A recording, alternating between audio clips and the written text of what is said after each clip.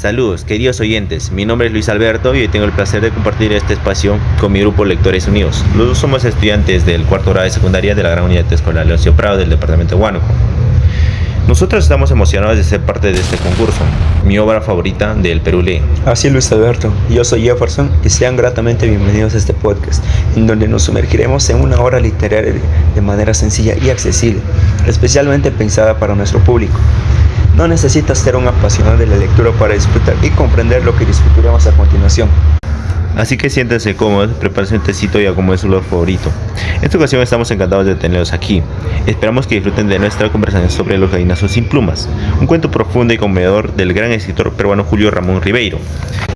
Una historia que revela con crudeza la realidad de muchos niños en situación de pobreza y abandono, y que nos invita a reflexionar sobre la desigualdad y la dignidad humana. En nuestra adolescencia todos hemos tenido que enfrentarnos a situaciones difíciles, muchas veces marcadas por la injusticia, la pobreza o la lucha por sobrevivir. La obra Los gallinazos sin plumas refleja con crudeza y realismo estas vivencias, mostrándonos la dura realidad de muchos niños que, como los protagonistas, deben enfrentarse a la vida con muy pocos recursos. Este impactante cuento ha motivado a muchos jóvenes lectores a reflexionar sobre las desigualdades sociales y ha cumplido con creces uno de los objetivos de su autor. Luis, sé que has investigado sobre esto. ¿Puedes contarnos un poco más? Gracias, Jefferson. Hablando de Julio Ramón Ribeiro, un escritor peruano fundamental en la literatura hispanoamericana del siglo XX. Él nació en Lima en 1929 y falleció en 1994. Fue cuentista, ensayista y dramaturgo, ¿no? Él es considerado uno de los más grandes narradores del Perú. Su obra se caracteriza por retratar con profundidad a los personajes marginados de la sociedad, muchas veces con un estilo realista, irónico y muy humano. Los gallinazos sin plumas, uno de sus cuentos más conocidos, es una muestra muy clara de su talento, ¿no?, para denunciar la injusticia social a través de historias conmovedoras y potentes. El señor Ribeiro no solo dejó una huella literaria imborrable, sino también una reflexión constante sobre la dignidad humana. Así es, Luis. Desde su juventud, Ribeiro mostró una pasión insaciable por las letras. Estudió Derecho y Letras en la Universidad Católica del Perú y luego amplió su formación en Europa, donde vivió muchos años. Su obra se caracteriza por retratar con agudeza y sensibilidad la vida urbana y las tensiones sociales del Perú. Cuentos como Los gallinazos sin plumas lo han consolidado como uno de los cuentistas más importantes de la literatura hispanoamericana. Y por eso, al adentrarnos en este cuento, observamos que está ambientado en la Lima del mediados del siglo XX. Una ciudad marcada de la desigualdad social, la pobreza urbana y la migración del campo hacia la ciudad.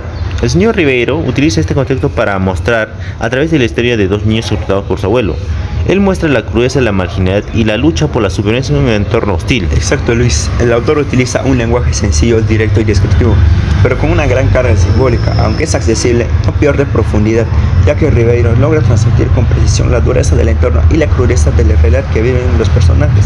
Este estilo realista hace que el cuento conecte fuertemente con el lector, sin necesidad de adornos excesivos. Además, la historia está narrada en tercera persona y en tiempo pasado, lo que permite al narrador mostrarse de forma objetiva y detallada la vida de los niños y su entorno.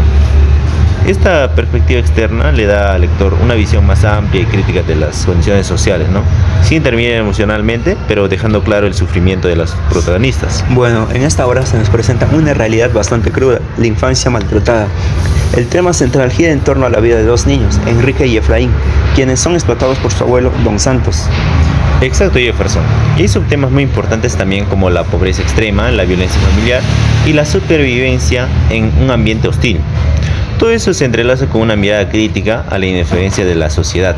Lo que me parece más impactante es cómo el autor nos muestra esa dura realidad de la perspectiva de los niños. Uno siente su miedo, su cansancio, su hambre. Es una historia breve pero muy intensa. Ahora, ¿qué les parece si analizamos cómo está organizada? Claro, la narración sigue una estructura lineal, todo ocurre en pocos días, pero la tensión crece constantemente. Al inicio conocemos a los hermanos y la manera en que Don Santos les obliga a recoger desperdicios para alimentar a su cerdo pascual. Luego, hay un punto de giro muy fuerte cuando Enrique se enferma. En ese momento, Efraín se ve forzado a hacer todo solo. Eso intensifica el conflicto y también revela lo injusto y cruel que puede llegar a ser el abuelo. Y hacia el final, hay una especie de desenlace dramático cuando el cerdo ataca a Don Santos. Es como una especie de justicia poética. Aunque no resuelve todo de forma feliz, Es un cierre fuerte, pero coherente con la crudeza del relato. En cuanto a las figuras literarias, me llama la atención la metáfora del título, Los gallinazos sin plumas. No se refiere solo a las aves carroñeras de Lima, sino también a los niños, que como esos pájaros sobreviven entre la basura y sin protección. También hay una comparación muy poderosa, cuando se describe al cerdo como el rey del corral. Es una forma de demostrar cómo un animal alimentado a costa del sufrimiento de los niños termina teniendo más importancia que ellos. Y no olvidemos la ironía. Don Santos se justifica diciendo que todo lo hace por el bien de sus nietos, pero en realidad los maltrata y los utiliza para su propio beneficio. Esta contradicción entre lo que dice y lo que hace es brutal y muy bien escrita. Bueno, la obra me dejó una sensación de incomodidad, pero también de reflexión profunda.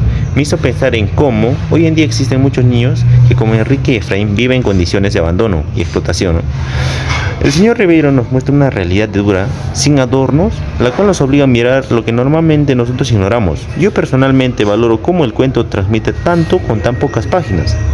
El autor no necesita explicarnos que está mal, lo sentimos en cada escena, en cada grito del abuelo y en cada paso lo que dan los niños sobre el barro. Sí, coincido contigo, Luis. Algo que me impactó fue la crudeza con la que se retrata la infancia. No es la infancia idealizada que solemos ver, sino una llena de miedo, trabajo forzado y silencio. Y lo más triste es que esto no es solo ficción, sino un reflejo de situaciones reales. A veces, por más que uno quiera hablar de esperanza, la obra nos recuerda que no todos tienen las mismas oportunidades y que el amor familiar, que debería proteger, a veces también puede herir. A raíz de lo que plantea la historia, creo que como sociedad debemos prestar más atención a las situaciones de abuso y explotación infantil. Programas de asistencia social más efectivos, una mejor educación pública y la vigilancia activa de los derechos de los niños podrían marcar una gran diferencia, ¿no? Exacto, Luis. También es fundamental que se fomenten valores como el respeto, la empatía y la justicia desde temprana edad. Si los adultos no actúan como modelos positivos, estamos repitiendo patrones de violencia y abandono. El cuento de Ribeiro nos enseña que ignorar la pobreza no la hace desaparecer. Yo añadiría la importancia de visibilizar esas realidades en el arte, en la literatura y en las escuelas. Muchas veces no entendemos el sufrimiento de otros hasta que lo vemos representado. Este cuento no solo es literatura, sino también es una llamada de atención, en la cual nosotros debemos educar a los jóvenes para que sean conscientes, solidarios y activos en el cambio social.